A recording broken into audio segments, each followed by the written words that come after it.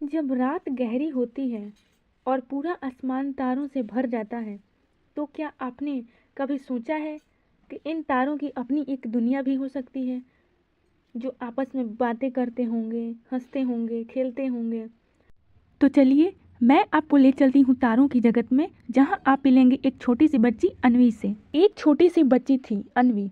उसे रात का आसमान बहुत पसंद था।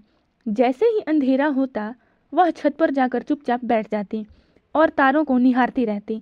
उसे लगता था कि हर तारा कोई कहानी कह रहा है। एक रात आसमान कुछ ज्यादा ही चमक रहा था। अचानक एक तारा तेजी से चमका और अन्वी के सामने रोशनी का एक रास्ता बन गया। अन्वी को डर नहीं लगा, बल्कि मन में अजीब सी शांति महसूस हुई। वह उस रोशनी के रास्ते पर चल पड़ी और पल भर में तारों की जगत में पहुंच गई, जहां चारों ओर चमकते तारे, रंग बिरंगी रोशनी और मधुर संगीत थी।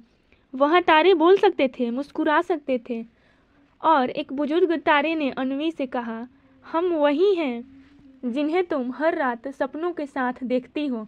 अन्वी ने पूछा, आप सब यहाँ क्या करते हैं?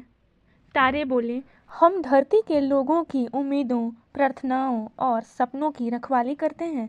जब कोई दुखी होता है तो हम तारे उसकी धीमी रोशनी बन जाते हैं, और जब कोई खुश होता है तो हम सब तारे और ज़्यादा चमकने लगते हैं। अन्वी को समझ आ गया कि तारे सिर्फ आसमान की सजावट नहीं है, बल्कि भावनाओं के संदेशवाहक हैं।